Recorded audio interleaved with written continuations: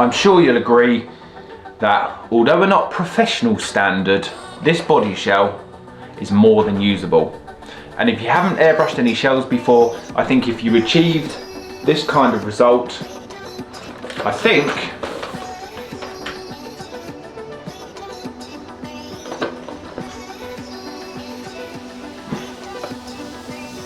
that pearl blue is particularly nice.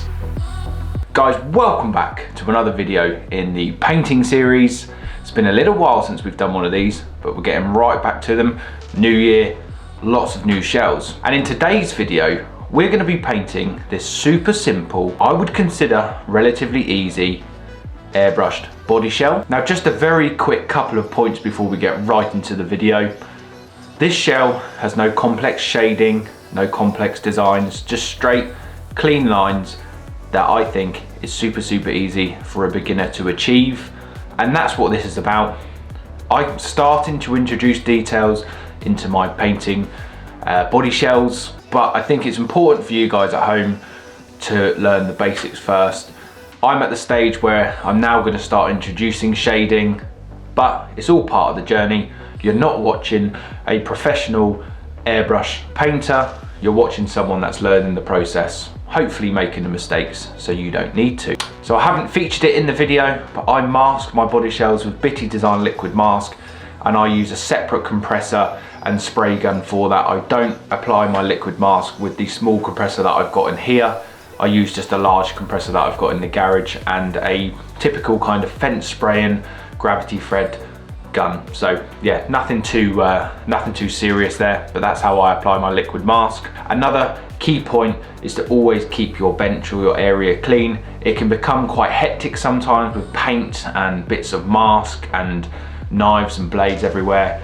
Every time you apply a new coat of paint or you take a layer off, clean up as you go, it's much easier.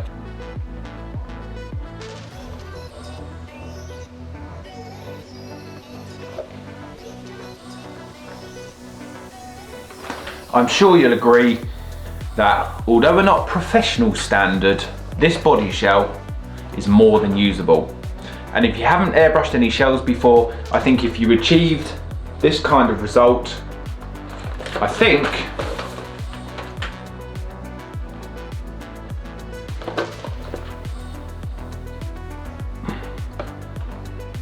that pearl blue is particularly nice. I think you'd be quite happy with that. Anyway, enough talking, let's get into the video. We'll stop a couple of times just to go over a very quick couple of details. I'll talk over it, I'll put some music on, make yourself a cup of tea, or if it's the right time of the day, get yourself a cold one and enjoy the video. These are one of my preferred pens, but I'll put a couple of links in the description below. The isopropyl alcohol, super important.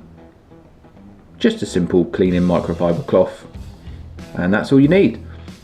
So starting out, always mark your windows first. It's good to find out obviously where the windows start and end for your design and incorporating elements into it and around it, and freehand is fine because there is already a line to follow.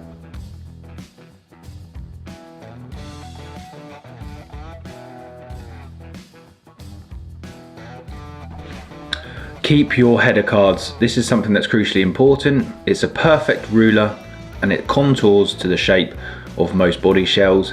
I also use this as a template to mark the size and the scale of lines when transferring the design from one side to the other, but more to see shortly. You can just simply mark, transfer, but we'll go into more detail very soon. Now it's just about completing your design. I'm not copying anything at this stage, I'm just kind of going with the flow. So we'll speed this bit up, but just copy your design. Super simple, super easy, and enjoy.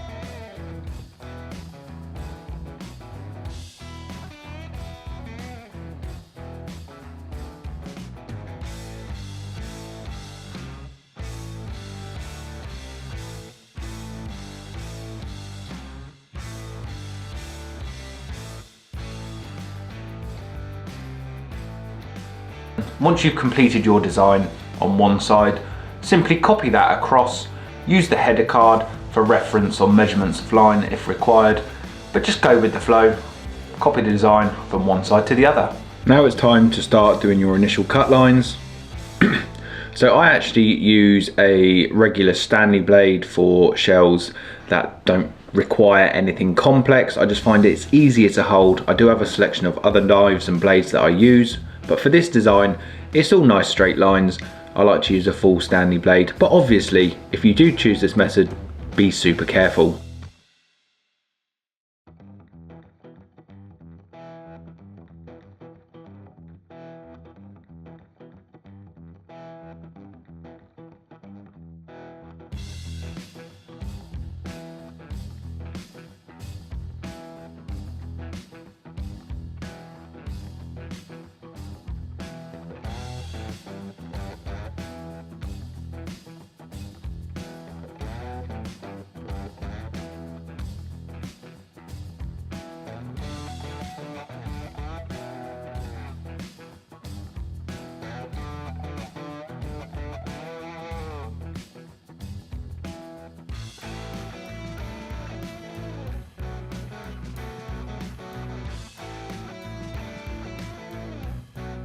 So this is a point I just want to very quickly touch on.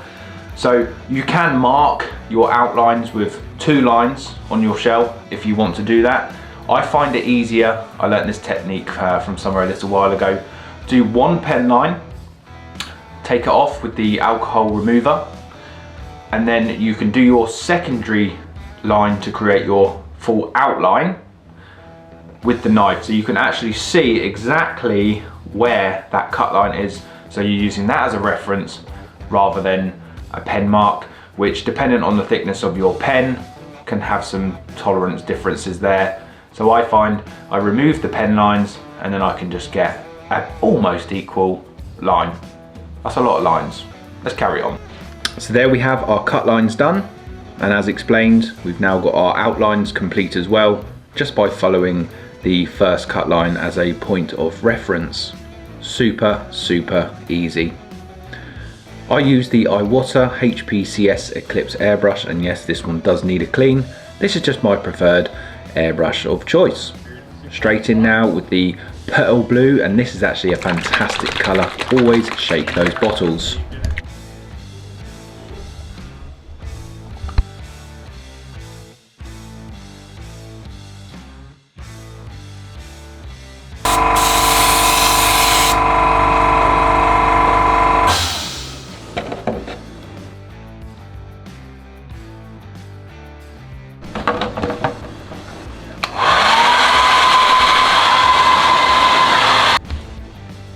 This pearl blue, it doesn't do it justice in here, but once this gets in the sun, it really pops. The Vallejo Silver is what we're using for this one. And I know I've pronounced that wrong, but there we go. So we're just going to remove the outlines here for our next section, ready for paint.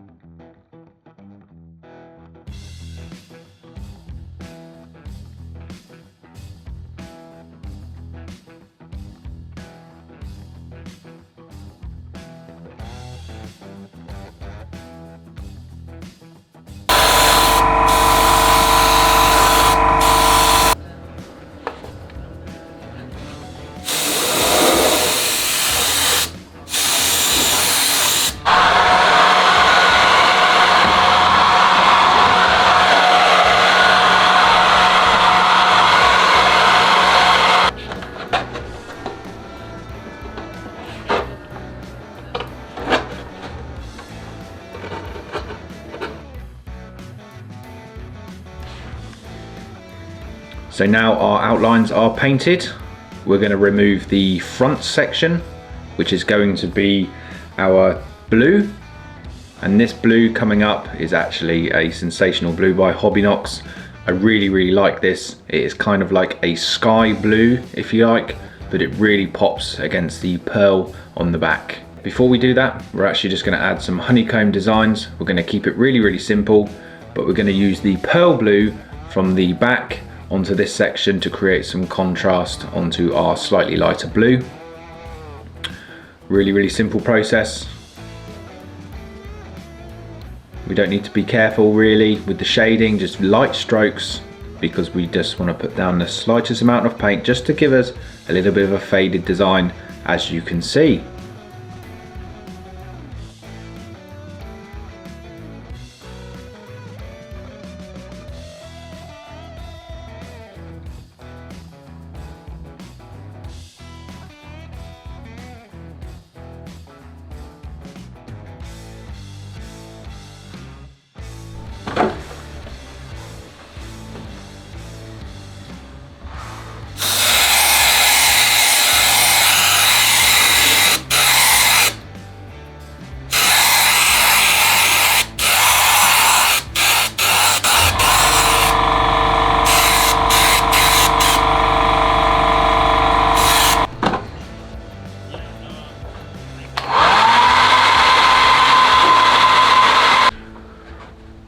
Now for the last colour, which is also going to be our backing colour, we're going to remove this middle section, and this is going to be the Hobbynox Aqua White.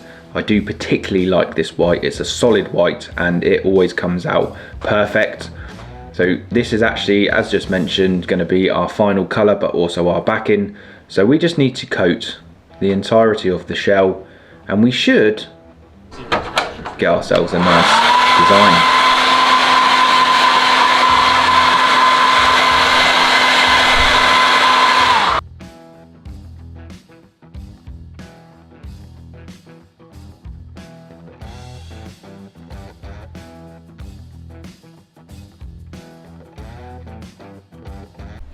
Now the bit we all wait for, the removing of the film, to see if we've passed the test or if we've made a disaster.